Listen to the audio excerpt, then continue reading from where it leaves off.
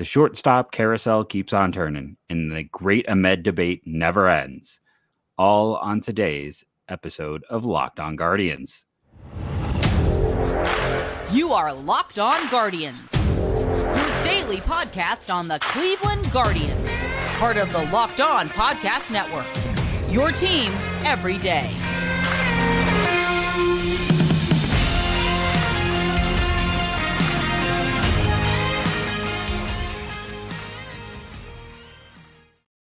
Hello, friends, Romans, countrymen. Lend us your ears and, maybe your YouTubes as well. I'm Jeff Ellis, one of the two hosts here of Locked On Guardians. We're going to get into the news in the first half of the show today. It'll be a lot of stuff's happening, not necessarily huge news, but there is a lot to cover. We're going to get into another secret poll from MLB.com, and we're going to be handling some middle infield prospects. Well, not physically handling them, but discussing them on the show today. Justin, thoughts, reactions, feelings? I would like to background. physically avoid handling middle infielders as well. Just I like to rank them, but I want to stay as far away from them as possible. Yes, co-host of the show with you, and sometimes writer, frequent tweeter. Although I have to say, I feel like I'm at the point of the off season where I have like off season fatigue. Like I know that there's not a lot of moves that are going to be happening for Cleveland at this point. And I think all the major moves that have happened in the baseball offseason are probably done. So like I'm at the point where I want to watch games again. I want to get into spring training. Like I just have this offseason like fatigue where I'm done with it. It's January. I hate January and I just want baseball. Like the offseason is pretty much over for all intents and purposes. And I need the sport itself to come back. Remember we had that comment like early on, someone was like, oh, you two love the off season more than even the regular season. And I'm like, I like the off season like till the end of December. Once Christmas gets here and most of the moves have been made, I'm done with it. Like it's fine. And then we get to January and I need the sport back. I can't have just off season fatigue all the time. It's too much. It's just kind of boring right now, right? Like let's lay it out there. It's a little bit boring as a baseball fan. If you're like, who is the best free agent left? I'd probably be like Elvis Andrus. Right. There's not even anything all that interesting left to discuss in free agency. The Brian Reynolds trade, let's be honest, probably isn't going to happen. Outside of the inevitable, I'm going to call for it daily, like Pablo Lopez to the Twins for, again, like Luis Arez, one of the left-handed hitting outfielders, and one more guy. Maybe two of the left-handed hitting outfielders. I don't know. We'll see what happens. But yeah, like that's going to be the next move, and that's probably going to slow down at that point. It is what it is. Let's discuss the trade of the day, unless I'm blanking on anyone. We talked about a few times on the show that I thought Rojas would get traded from the Marlins, that they were kind of set up, and he did get traded. And I saw a lot of people react that, wow, why did this 33-year-old guy who can't hit? He got 15th best prospect in the Dodgers system by MLB. And what they got was a utility infielder. Like, let's not make the Dodgers system is good, and Jacob Amaya could be a starter type, but like most people are like, he's a utility player. They got Ty Freeman, they got basically Ty Freeman for him. And again, Ty Freeman's value is not very high right now, just because he's in a weird limbo between prospect and not, similar to Amaya. So before you get too hot and bothered that a shortstop got traded, they got Ty Freeman, which again, I don't want to knock him, but he's kind of more of a utility profile right now. And number two, I don't think the Dodgers would have had any interest in Amed Rosario. They clearly wanted defense. Rojas and Rosario are polar opposites. Both are basically one-year deals. Anyone trading for Rosario knows they're probably not keeping him. So they wanted defense. And if the Dodgers are going to have him as a starting shortstop, which could happen, it means they just didn't trust Gavin Lux as a shortstop, which means they definitely don't want a below average shortstop in Rosario. So I hate to be this guy again, but like this had nothing to do with Cleveland. It does give us a little bit of a baseline because Rosario should have slightly better value. So maybe in a good system, he nets you a back of the top 10 prospect. Again, that's why I'd just rather trade him for a draft pick. Like I'd rather figure out a way, if there's a team that needs it, or do some kind of 3-teamer. If you're going to kick the can down the road, really kick the can down the road. And I am still to the end of time, I want to see a team target those comp picks. I want to see a team really go out there and add like $3 million to their pool and be able to buy, a Cam Collier by just going out and adding picks. I think you can get those things so cheaply, and then you can end up with, a top 10 talent because you bought 3. You can't buy them outright, but you can. They're not that value. They're a lower value individually. Reminds me of a great game called Guillotine. If you haven't played it, it's a fun one. Card game. Recommend it. Got my games over there. If you get 1 Royal Guard, it's worth 1 point. You get 2, they're each worth 2. You get 3, they're each worth 3. Or is it exponential? It's been a while since I played, but it's the same idea with these draft picks. So hopefully someday someone will agree with me and I can see if my strategy worked or not. But Rojas, does this affect? I mean, now the Red Sox have to trade for Rosario based on our comments. Yeah, right. No, I think you said it best yesterday. I think that it makes a lot of sense for the Red Sox just to go after Elvis Andrus and do it that way. I mean, the Red Sox you could argue that the Red Sox should go after 2 middle infielders because I don't see how you want to start Hernandez at second and then also deal with Christian Arroyo as well. So I think the better idea is to have Hernandez in center field for them and then figure out second base and let Arroyo don't trust him. But I don't know. I feel like the Red Sox aren't serious about this season, so it doesn't really matter. But Andrews makes a ton of sense for them.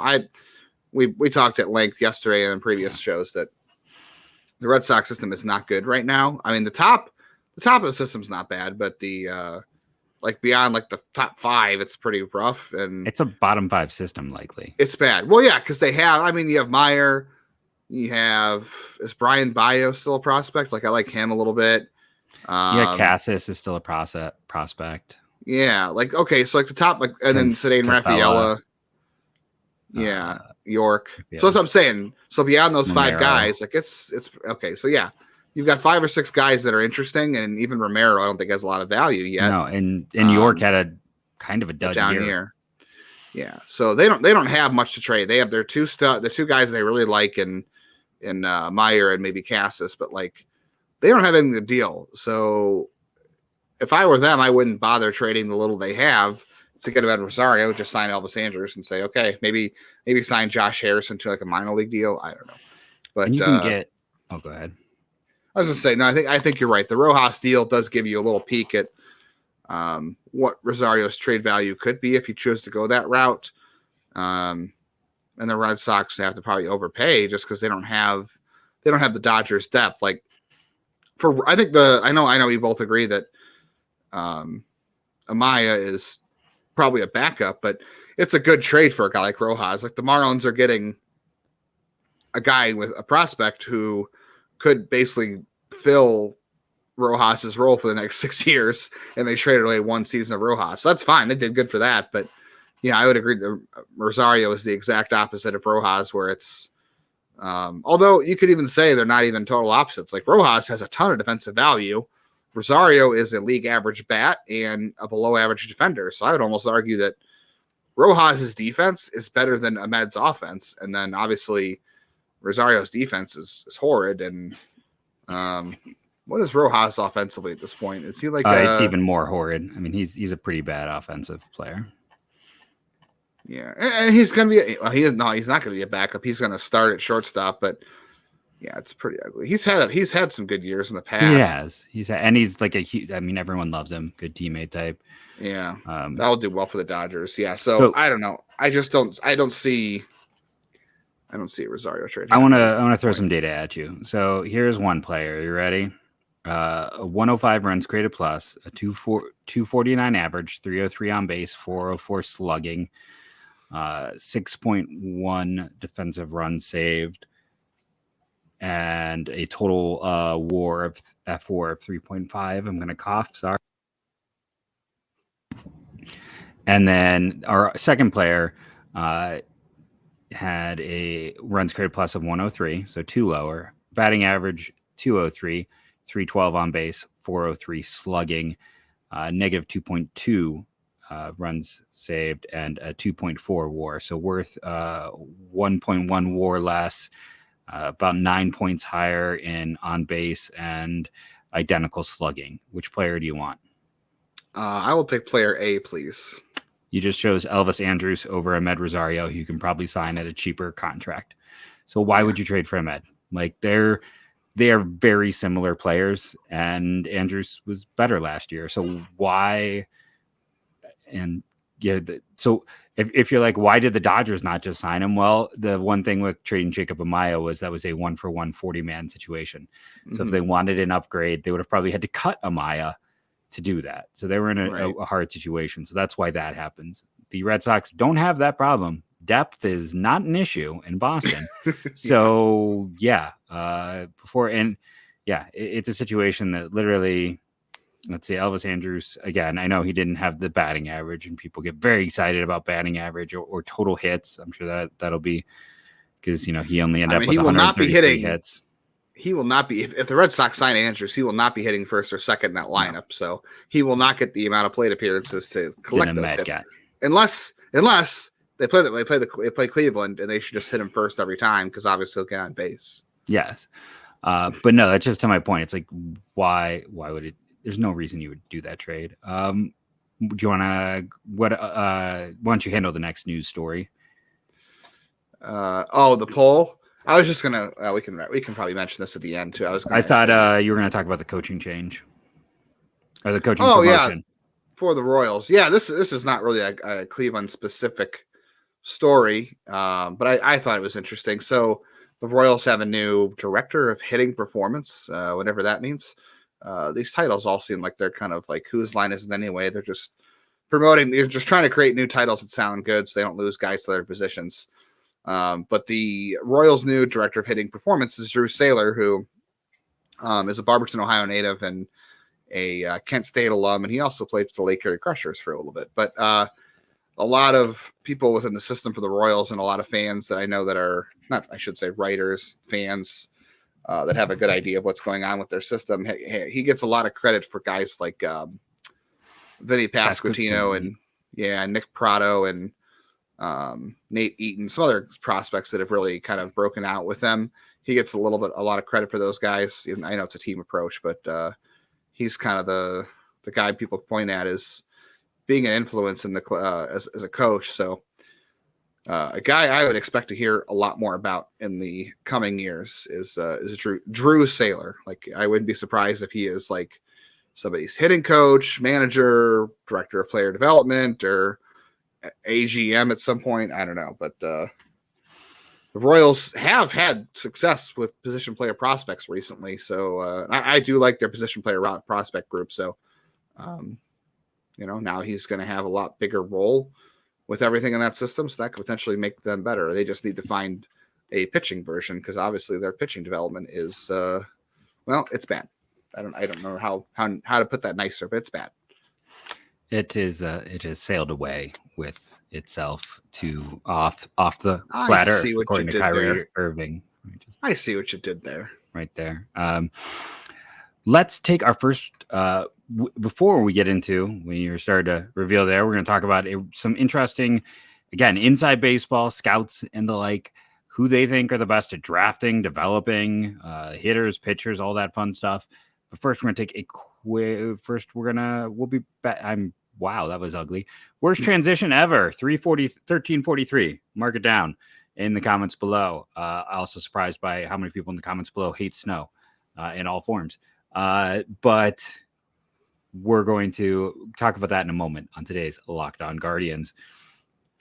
But let's talk about our good friends at Built Bar. And I call them good friends because they've gotten a lot of my money over the years because it is a product I enjoy. It is a product I buy. It is a product I use. You can now get it at Walmart. You can get it at Sam's Club. It's a fantastic product. And we're talking about that mostly in the ad read. But I got to tell you also, it doesn't hurt to go to BuiltBar.com because right now, everything is 15% off site-wide. They've added a brownie batter puff. They're raising the bar on chocolate right now. I am tempted to order that one myself. I would actually recommend what is currently on sale, a 18 puff variety box over at BuiltBar.com. Use the promo code LOCK15 because it's 15% off. Then guess what happens? You get the other 15%. So you're getting 30% off. Or I think it might be additive. You might get 15% off and then 15% off. So I would recommend that one. The churro coconut brownie batter that's a great combo to me. That would be my number one recommendation. I do like the granola, but I'm not a big fan of the white chocolate one, which they have. Oh, this is the peanut butter and coconut combo, so it's not the white chocolate one. So that would be a good one to check out. I also like just the 12 mixed is pretty solid flavors in that one. If you want to try some puffs, you want to try some granola, you're not sure what you like, go check out the 12 mix box. All 15% off right now. And then promo code LOCK15, save another 15% at football.com. Polls. Everywhere is polls. And I don't mean that as some kind of getting myself in trouble statement. Let's not go there. No, we had another poll today of the MLB execs over MLB Pipeline. This was the last one, right? Yes, it is. So who has the best farm system in baseball? The Guardians only also received votes. They did not get one of the highest receiving votes. Baltimore got 50% of the votes. It doesn't say how many people are voting. So who knows? But the Orioles dominated. Oh, they said 4? No, I'm teasing because there's like 8 for each one. So there's no way it's 4. Oh, yeah. Each one had like 10 things. So no, I'm just being a jerk. That's all. So the Orioles got 50%. Not a shock, really. Truthfully, they have a lot of high end prospects. They're really good, and they should be a fun year to be an Orioles fan. Cardinals 3, Diamondbacks 4, and then I don't know. I could argue that Cleveland is better than the Diamondbacks. I wouldn't personally. That's just me, though. Because Corbin Carroll still counts. Okay, and they still, and then what they added last year, even with Andrew Jones's injury. But I've always been very high on the D-backs. Like I would probably put the D-backs second personally. That's just my crazy talk. I don't think I could ever drop the Dodgers below like 2 or 3, just because their system's always loaded with somebody interesting, and it is. I just feel spend a lot of money in the international market, and they draft well. So speaking of really like the Dodgers drafting well. Oh, good transition. Yeah, they were voted as drafting the best. The Guardians were in the also received vote category as well, which, I guess they're behind the Dodgers, the Orioles, the Cardinals, the Braves, and the Reds, and then in a group with the Astros, Diamondbacks, Mets, Padres, and Rays. I don't know. That's like half of baseball right there. Yeah. Honestly, the Reds, if you've listened to the show, so the last 2 years, and they've had a lot of high picks. They've been good, but they were kind of an abomination for the last decade. So if you're going to look at 2 years out of the last 5, where you look at they picked in the top 10 for the better part of a decade and got like 2 regulars out of it. That's, it's definitely some recency bias. One can also argue like a lot of the Braves picks have not worked out at all. But they've, it's more the later picks. It's guys like Harris and Spencer Strider, where I think they're getting credit for those picks, while people are ignoring when the first rounders haven't worked out or when they just flip those first rounders. So I think it's weird because it doesn't feel like it's an inside baseball one, and it feels more like, fans like, hey, the Braves got these guys internally. It's like, well, they hit on those late round, not late round, but they hit on those day 2 picks. Now imagine how good they'd be if they hit on the day 1 ones. Yeah. There's a lot of value in hitting on those day 2 picks, but you're spending a lot of time and effort on those day 1s. And when you spend that kind of money, you want to have something to show for it. Internationally, Cleveland did get 6% of the vote for which team plays the international market better than any others. Astros, Dodgers, and Yankees ahead of them. Not really a shock, truthfully. That feels about right. Then the class with the Nationals, the Padres, and the Reds. Padres have done a good job with the international market. I don't know. A lot of it's probably Juan Soto, right? Yeah, Robles. Victor Robles is not. Robles is bad. That shouldn't count at all. It should be a negative. But like he was. He's a starter, and he was the hyped prospect. Don't forget it. Robles was the big name. Soto was the also ran. So I don't know. But he's bad. He is bad. No, I agree. He's a poor man's Miles Straw. Honestly, he's no better than Michael A. Taylor. Like those are the same players. So I get like when you sign somebody and you get into the major leagues, that's no, no matter what, that's a win for your farm system if you can promote a guy to the majors. But the guy's not really adding a line. I know he's good defensively, but man, what a But I can't. mess. I mean, it's a team so bereft of talent that it was a weird one to me. Yeah, so they're there. Most underrated farm system, the Guardians got an also received votes. The Cardinals got the top one. I don't know that I think the Cardinals are underrated because Jordan Walker's pretty darn good. Tink Hence is a pretty big name. And then Gordon Grafsero had the big year. Yeah, I don't see them as underrated, but that's fine. No. I don't see the Brewers underrated either. I know we were discussing that before we started recording. I think it's a little. The Brewers have always been my National League team, so like I've always followed them, so I kind of know. But like the Orioles underrated, the Yankees underrated, like those ones. Those are the two biggest. Like you got to be bleeping. I can name five. I maybe I'm the wrong audience, but I can name 5 Yankees prospects not even blinking. Well, I could not. I don't know if I could name 5 Angels prospects though. The Angels are on the list. So I don't know if they deserve to be. No, they don't. That is it's a weak set. Like that 6% group is weird. Like that 6% group is very weird to me because it's like the Angels. How are they got Logan O'Hoppe is their number 1 prospect who they got at last year's deadline. Like that's not a super deep system. It's not even full of that many interesting guys. The Brewers, we had our debate. The Orioles aren't underrated because unless you're like, no, they're the best. Unless you're like, this is the greatest farm system of all time and we're misjudging it, then I guess you're right.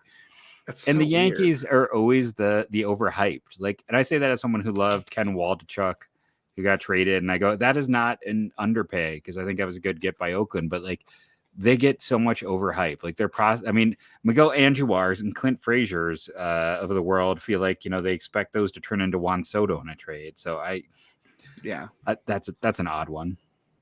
Would you like to know what prospect grouping they fell into number 1 at? They came in number 1 at in terms of farm system. Let's see. First place votes. Most best dressed farm system. Best dressed farm system. I don't know. That was not voted on, but they hoard prospects the most. And this is a wide gap. Like, the Guardians got 32% of the votes. The next closest team was the Rays at 15%, which those are absolutely the 2 teams that should be at the top. But wow, they got double the votes of the next place team. Do you think this is a bad thing to be in first place on, or would that be reading too much into it? No, I think you're reading enough into it. It's Cleveland.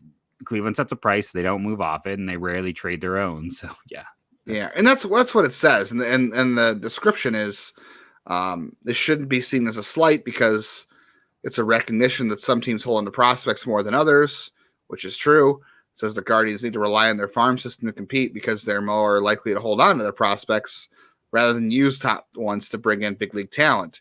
But that seems like both ends of the spectrum to me. Like, they need the draft to get guys to the majors. Same with the international free agents, but they also, the other half of that is your farm system supposed to help you bring in big league talent, and they just don't do that. So I don't know. This to me is probably not a list you want to be number 1 on. I'm just going to say the Rays aren't like, here's their list. Rays are on there.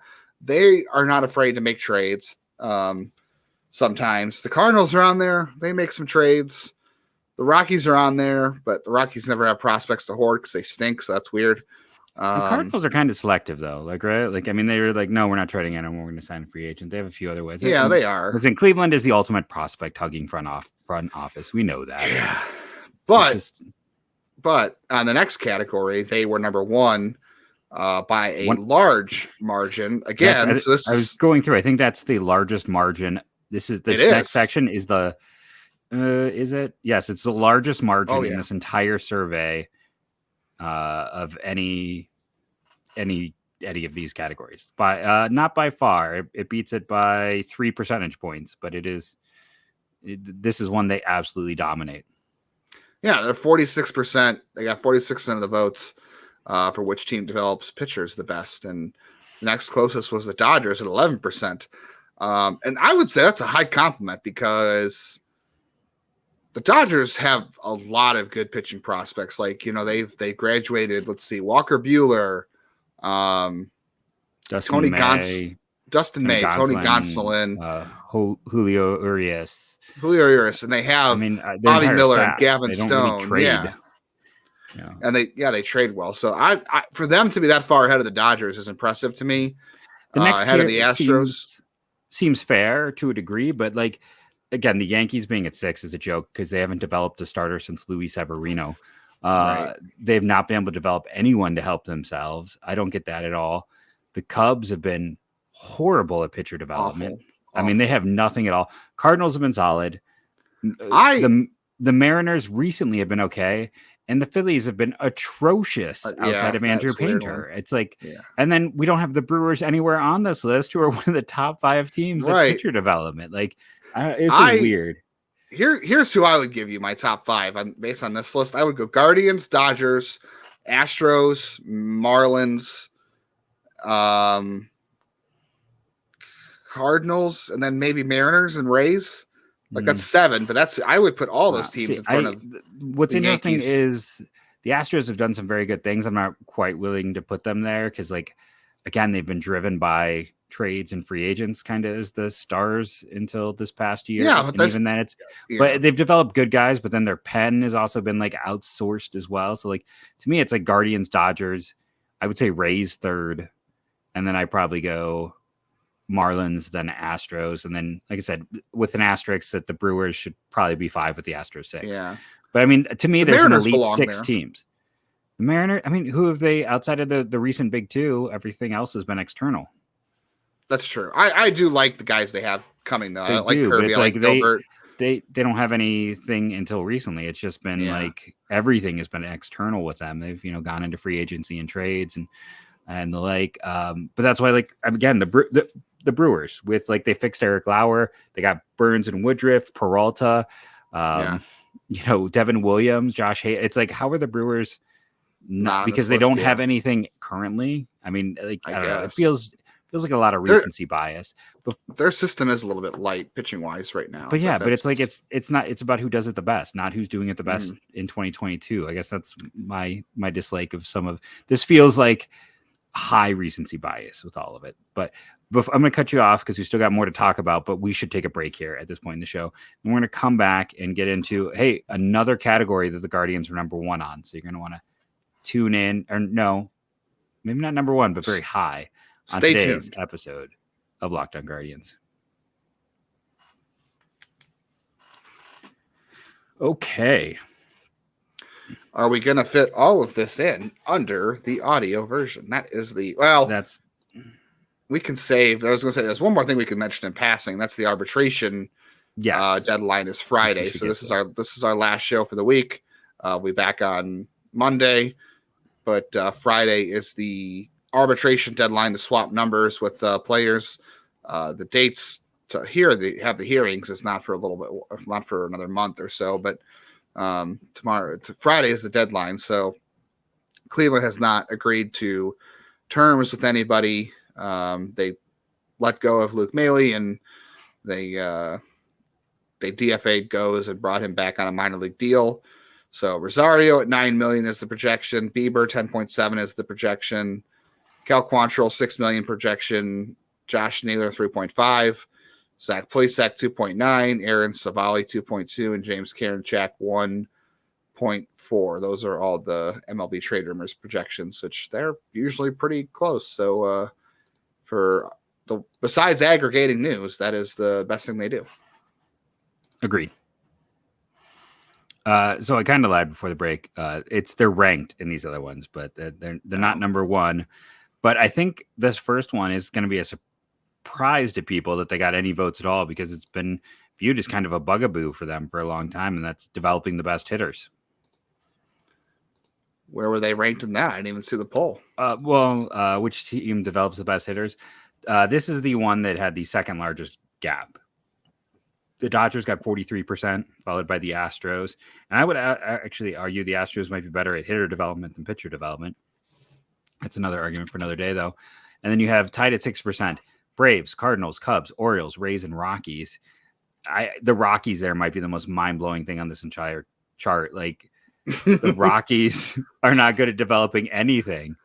I mean, they counting like Charlie Blackmon, like I don't know, like from 10 years ago. Brendan Rodgers is turning into a good story, but like that is a team that is devoid of talent and has been. I mean, that is just everywhere. And I would argue the Cubs development hasn't been the greatest thing either. Like I feel like someone for the Cubs just like voted themselves for everything on this. But the Rockies are definitely the one you're like, what? Do they mean like that they just develop hitters because it's Colorado, so they must? Like, you know, this. How far back are they considering in this poll? Like maybe they're like, oh, they did develop Todd Helton at one time. So like, remember when Vinny Castillo? Remember when Vinny Castillo went from like a backup to a starter? Yeah, they're good. That's good for the Rockies. Yeah, not since like Andres Galarraga was really good for the Rockies. You remember? Oh man, Dante Bichette was a great hitter in Colorado. Yeah, wasn't Charlie Hayes with the Rockies? We'll keep naming Rockies. Also, Oakland being on this list. Yes, also receiving votes. I mean, I think hitter wise, you look at what they've done. It's like Laureano, Murphy, Olsen. I don't have a problem with Oakland here. Oakland has struggled with the pitching side, so I think it makes more sense that they've been better with hitters. They've just not been good with some of their trades and first round picks. And I would also question the Yankees too, because like none of their players are homegrown. Like except like, are you just counting Aaron Judge here? I mean, there's Aaron Judge, and do you count Gleyber Torres? Because I mean, I guess they got him as a minor leaguer. I mean, he was pretty young when they got him from the Cubs, but it's not like he's all been, you know, sunshine and all-star games. It's been a lot of weight given here to like Oswaldo Peralta. It feels a lot like, hey, the Yankees. Jason Dominguez. Yes, like last year, Anthony Volpe. It feels, I don't know, it feels weird there. And then in that also receiving votes, you have the Padres, who again are weird because I think they're actually terrible at all aspects of development, and that's why they keep trading all their prospects instead of using them to help their team. And then the Guardians got votes, so that's surprising, but good. I mean, they're starting to have that pipeline go. It's like if you look at the team now, it's like Jose, Kwan, Oscar. They actually had quite a few this past year, and then more on the so I can make sense of that. And then who's the best? This is the weirdest category. Who is the best at developing sleeper prospects? And the Dodgers are one. And there might be people out there like, what? But Ryan Papat. I was that. You know, he was like a second, third round pick. Dustin May was the lowest signing bonus in the 9th round. He was a 5K senior sign. Like they do find some guys that we're not, you know, we sometimes. Gavin Stone was a pick that I gave them cred for. Like there's some degree of that. Like, you know, the Astros at 2. I don't know about that. Like all of their players they're not really off the beaten track. Like, I mean, maybe you give them credit for Pena, but I still feel like he was a second round pick. Maybe it's like Tucker and Bregman were top 10 picks. Like Correa was, Correa. They don't like who's the real Altuve was underrated. That was about it. Yeah, but it was very much a size issue I remember as he was coming up. Like I was a big fan of his for that. And if you want to make a case for like the pitching staff having been, you know, not properly rated, like Javier and Framber, Urquidy, Garcia, that's fair. So I get it to a minor degree. When you look at the Cardinals, I'm like, again, that feels like Lars Nootbaar inflation, which I mean, if you listen to the show last year, I was saying, oh, the Guardians should try to trade for Lars Nootbaar because he's got interesting data and he's blocked. Now everyone loves him, but it feels like kind of that. Like, you know, Tommy Edman has outperformed, I think, position. There's some of it, but they've also just done a really good job of developing high picks. And those guys being successful. Next up are the Guardians. And I think the part of this is like, look, Stephen Kwan was never a top 100 prospect. Neither was Bieber. Neither was Jose Ramirez. You know, they do a lot of that. The guys can kind of come from quote unquote nowhere and turn into stars. And then you have the Braves, and I think that's fair with the Braves. Spencer Strider, Michael Harris, those weren't, again, those they've had more success almost developing their day twos than their day one picks. Mariners, I don't like. Ty France is their best story. That was a trade with the Padres. A lot of it has been their high picks or their traded prospects. The Rays make some sense. And then the last two, the Twins and the Royals. The Royals just aren't good at development. It's like Vinny Pasquantino. I mean, they've started to have it this past year when we talked about in segment 1, but I've talked enough. Have at this weird sleeper list. It's a very weird list. I don't know. I don't say on the Twins list it's like a sleeper either, because like Byron Buxton was a huge pick, Nick Gordon was a huge pick, Royce Lewis was a huge pick. Like I don't know. I don't see these guys being sleepers. Everybody else to a degree, I guess. Like even to go further, the Dodgers they wasted one of their sleeper picks in Clayton Beeter by trading for Joey Gallo. Like that was a huge mistake to trade for Joey Gallo to give up Clayton Beeter. So yeah, it's an interesting list. I was shocked. Yeah, and I really don't know if Clayton Beeter's a starter, but I really liked him. But the Guardians do belong on this list, so that's good. And I don't know, there was definitely some interesting voting, but I don't know, something good to talk about. And the Guardians definitely, this was probably the best they did, because the funny part is when we talked about the first couple polls, like who's the top pitching prospect, who's the top hitting prospect, who has the best tools, the only guy on the team that got any votes was Daniel Espino. Like none of the other prospects in their system got votes for anything in any of these lists. Pitchability to Tanner Bybee. Oh, I'm sorry, Tanner Bybee. Yeah, you're right. So that was it. But for that being the only guys that got like votes of any kind, they showed up a lot on today's poll with, who develops the best hitting prospects, who develops the best pitching prospects, who hoards the most prospects, which we know that is true, and who develops the best sleeper prospects. Like they showed up on a lot of lists, but none of their prospects got votes really for any of the major prospect categories specific to prospects. Like that was a very weird juxtaposition that, hey, they're good at developing teams or players, but I don't know, just let's say like they're good at developing good players, but they're not good at developing stars. Because I feel like the other polls were a lot about stars and who could be stars, and this is more about producing underrated players. I don't know. It's weird how they showed up on one and not the other, I guess. Could it be that the star of their system is the system? And the front office and the coaching, that all the what is, well, that's what I mean. Superstar is the system itself and not the outlying pieces.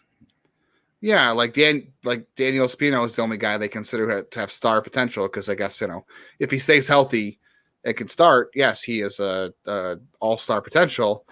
I don't know that anybody else in the system has that level in them. This is why a lot of places have him ranked number 1, but. I think it's a lot of prospects that are better some of their parts prospects than the individual tool, I guess. Like that's what I feel like about Tyler Freeman and like Will Brennan. Like I feel like the sum of their parts is better than any individual tool they have. I don't know. And then how much of that is like, I mean, they've been so darn good. They haven't had a pick. 16th is their lowest pick this past year in like almost a decade. And then they don't believe in like putting all your money in one place internationally. So they signed several good players.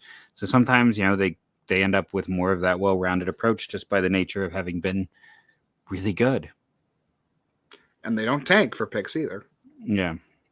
And they don't tear it all down. Like, So it's like I said, I think last year's draft was the highest they've picked since they took Will Benson.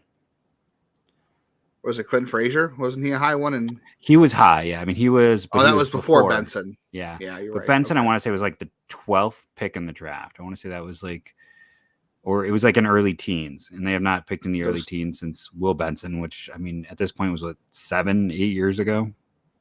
Yeah. It's been a good run for sure. We should end the audio version of the show. I was looking at this list, so I kind of lost track of time here. we went a bit long. You can join us on the Locked On Guardians After Dark, I guess, equivalent, as we'll continue just a few little bits of chatter. I had a few other minor news points. So thank you for listening, rating and reviewing. Download daily. It helps. We will be back on Tuesday. Make sure you're watching on YouTube and subscribe there as well. And go Guardians, go.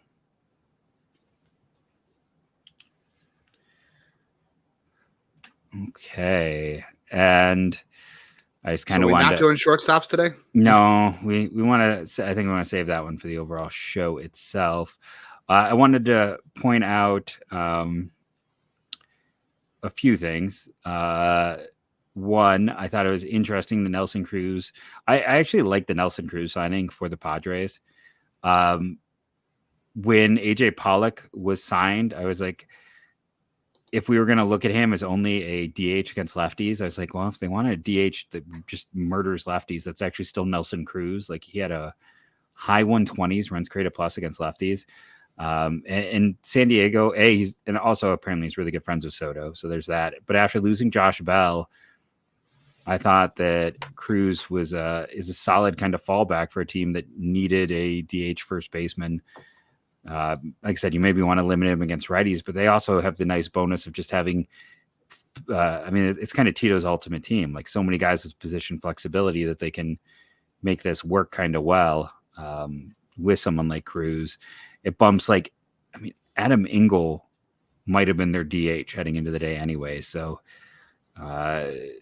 they're a weird team. Or no, Matt Carpenter was probably going to be their DH now. And Carpenter's a lefty, Cruz a righty. They could do a weird platoon there with someone occasionally playing first, and then you can move Cronenworth to another position. It'll be interesting, but I thought that was kind of a fun signing. Come on, you got to having a guy over 40 in the league still, right?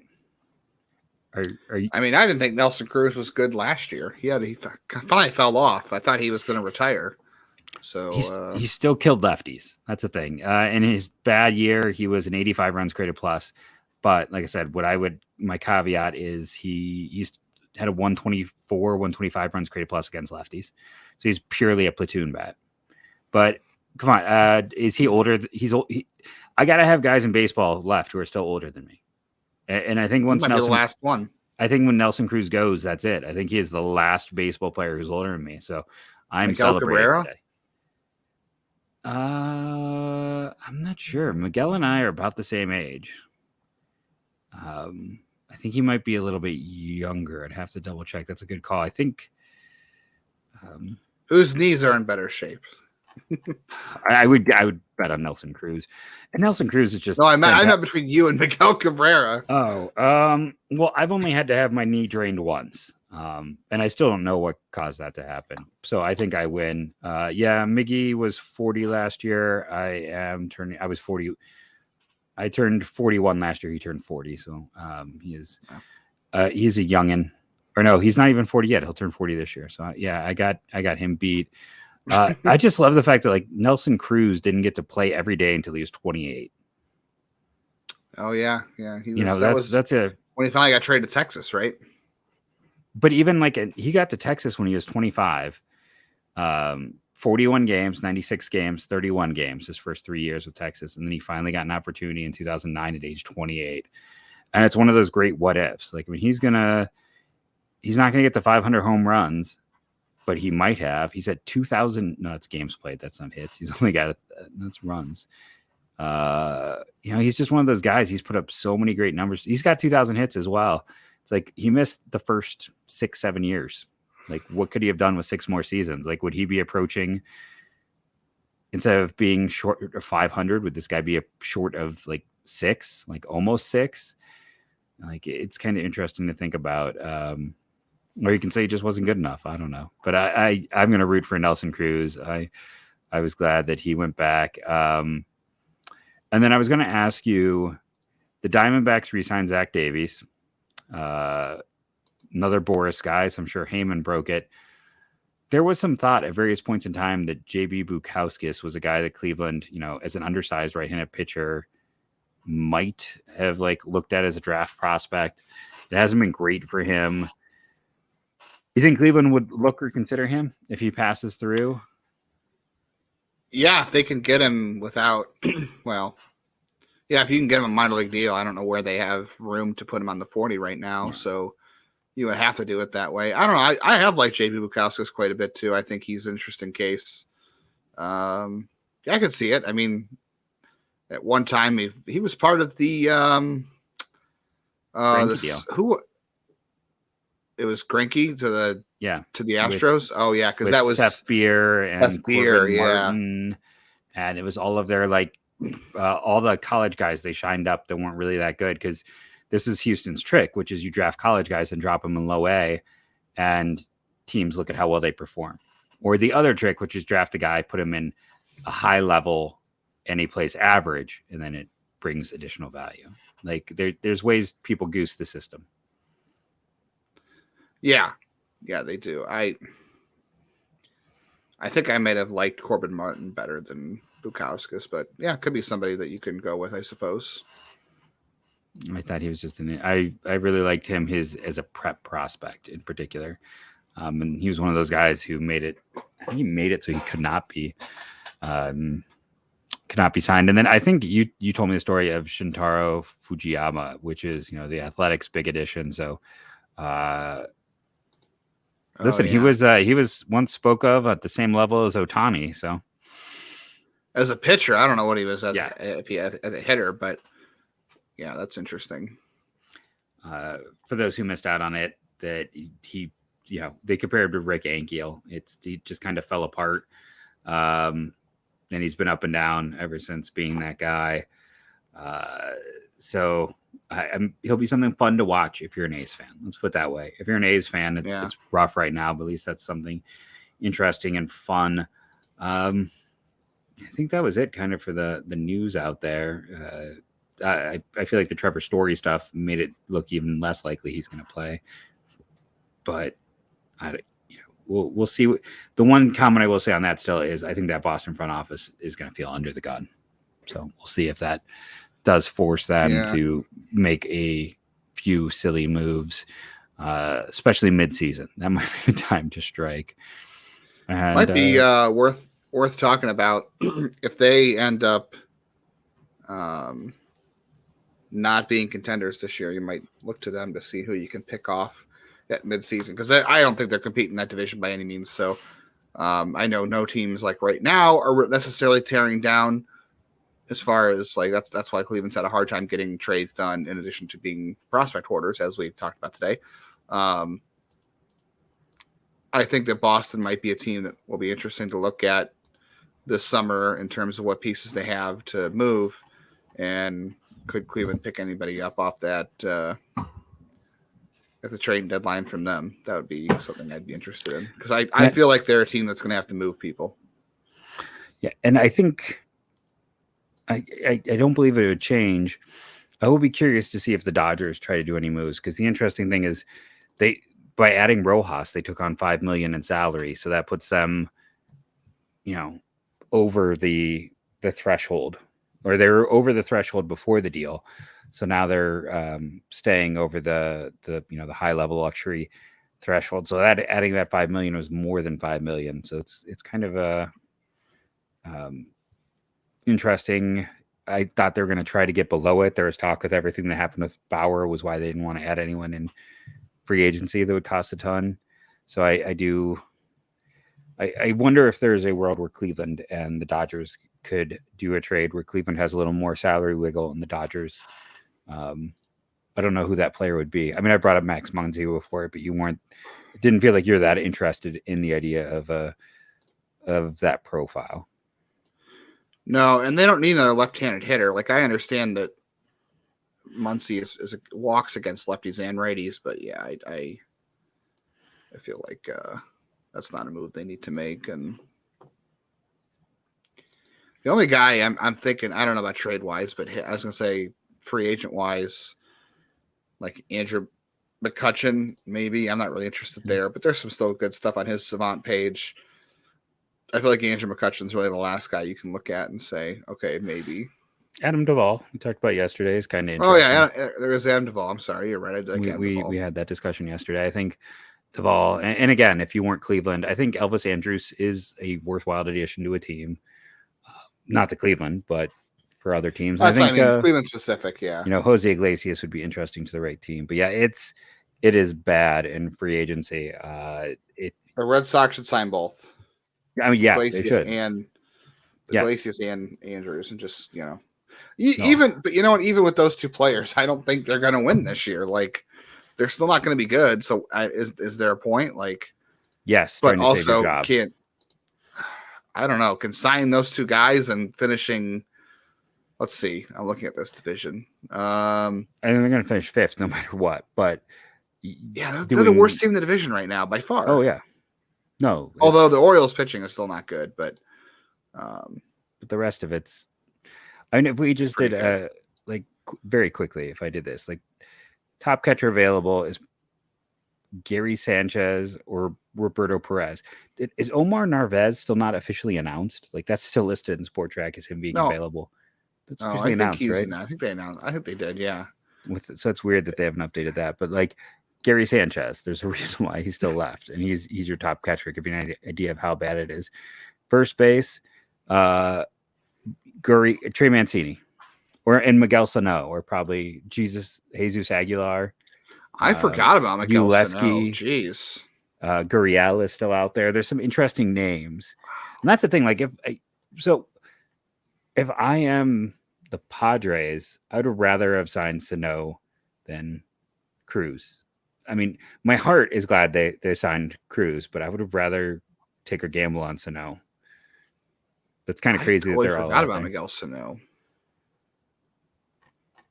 I wonder if there's some. He seems like he could sometimes be a hard personality.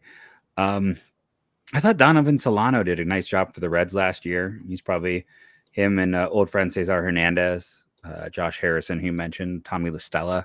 If you need some help at second base, those are the names. I'm surprised Solano is probably to me, he's the guy I would target if I needed someone there. Third base. I had a guy in my fantasy league one year who tried to trade everybody Tommy LaStella, and he kept telling everybody he was the best hitter in baseball. He's like, why don't you want him? He's the best hitter in baseball. And it was like May, and he had like a 350 average, and kept telling everybody he was the best hitter in baseball. And that was a mirage, obviously. I mean, I wanted the Guardians to trade for him like on the cheap that season, but third base is maybe worse than catcher. Like Brian Anderson, Mike Moustakas, Matt Duffy, Johan Camargo. It's pretty. Third base, you can officially say there's nothing left. If you need a third baseman, I'm sorry. Yu Chen Chang is probably maybe third among shortstops in terms of name value. JT Riddle has been around for a while, but someone should sign Yu Chang. He's obviously going to hit 30 home runs this year. He's going to hit 30 home runs. Maybe he'll hit 30 career home runs. Maybe that's what it is.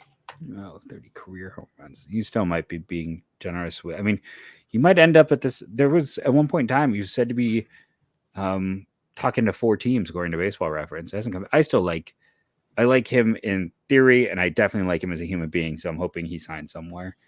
I agree. Yeah. Robbie Grossman's useful as a 4th outfielder. Now I'm gonna have Hiram angrily tweeting at me. I do like Robbie Grossman. Well, Robbie Grossman might be an interesting way to go. He's a left. Oh no, he has a no-handed bat. Spot Track, it just has a hole, so he's a no-handed bat. Ben Gamble, 2 years ago, was good. Adam Duvall, in terms of right fielders, and I think Cole Calhoun is unfortunately cooked. I don't know if that's unfortunate or not, but he's cooked. He's cooked. He's left field. Hey, David Peralta is still out there. I mean, you could do. I mean, not necessarily for the Guardians, but there are teams out there that could use. Peralta's a major leaguer.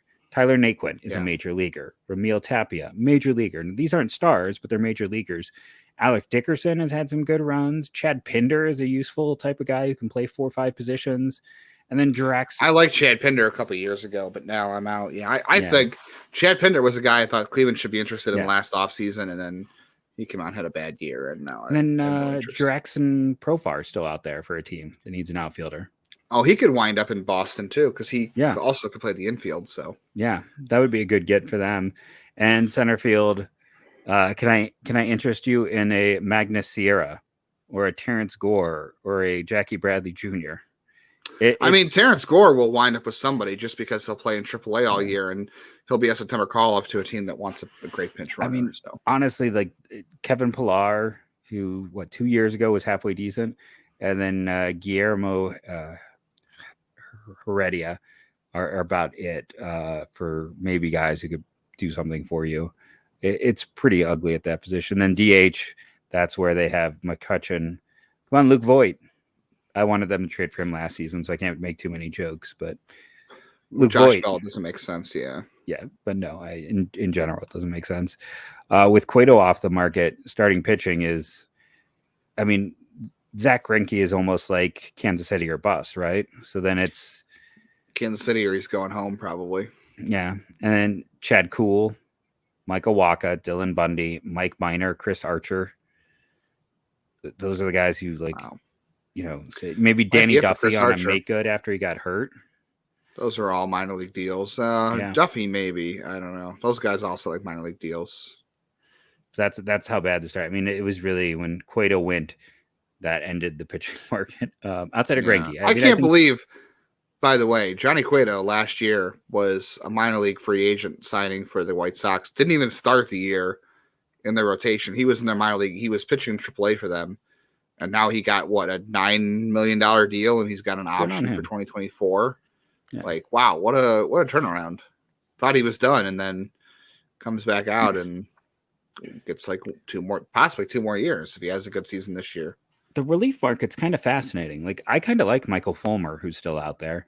Like, his to reliever, I thought was excellent. I can't believe he's still out there. He's still out there. Like, to me, that's Andrew Chafin, who we've talked about, is another one still out there. But Fulmer, maybe more than Chafin, really intrigues me. Old friend Brad Hand, and then you got Corey Knebel was good a few years ago. Zach Britton, health stuff. Will Smith. Will Smith was all right in the postseason with Houston, wasn't he?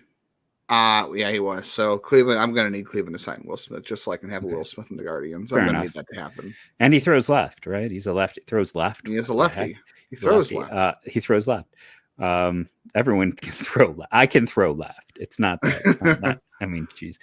Chapman, many reasons why he's there. But then Rosenthal is injury stuff. Scott Oatberg was really good for Colorado, but I know there's injury stuff. He retired. Did he? Okay. So he never came back from that injury. Yeah. Brian Shaw is available.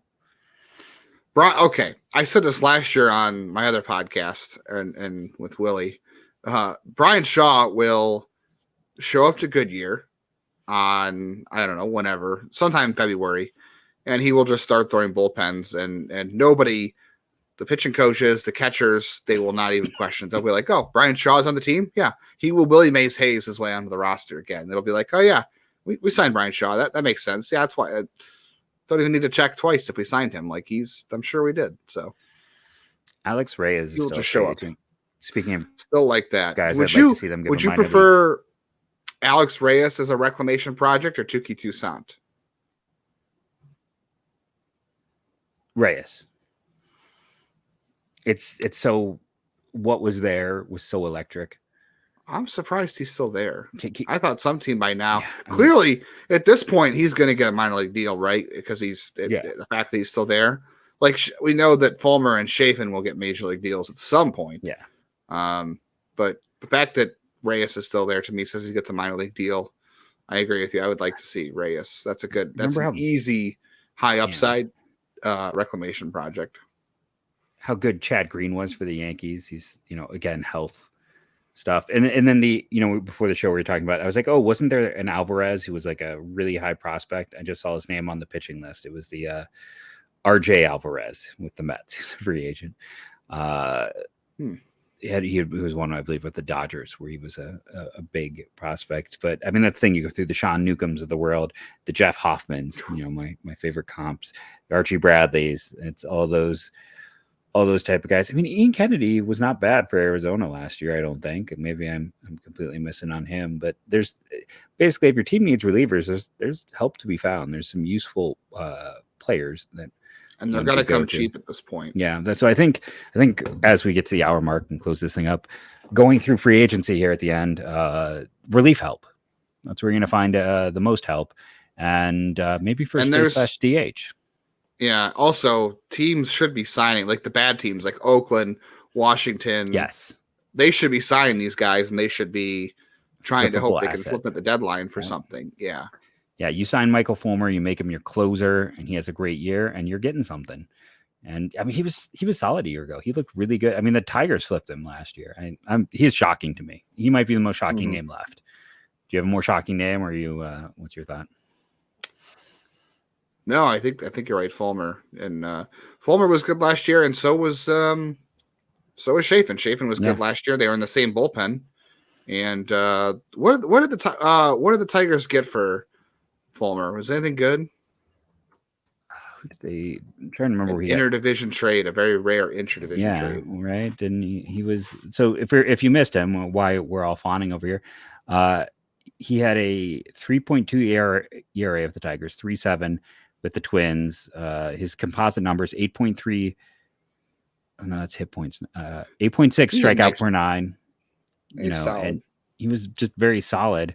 And the Twins gave up. Why can I not find that page? Do I not have his correct overview here? Sometimes Baseball Reference drives me a little batty. Yeah, it wasn't on his overview page. It was on his wrong page. I'm like, give me the page I want. For Sawyer Gibson Long. Oh, well, he was a rental, so I get that, but not a big deal. Okay. Yeah, but interesting. But yeah, he's a kind of a solid guy left. But yeah, thank you for listening, rating, and reviewing. Downloading it helps. We'll be back on Tuesday.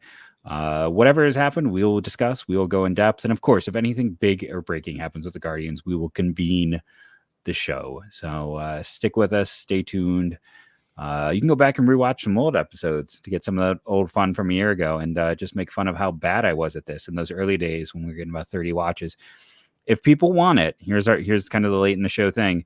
I can pull out. I found for Justin the first video episode we ever did together.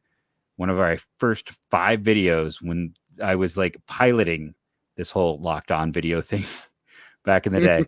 It's during the 2020 season. It's not great. But let us know if you want me to repost that over here. I will definitely pull it over. We'll plop it up if fans want to see, I think, our first ever video episode. But thank you all, and go Guardians, go.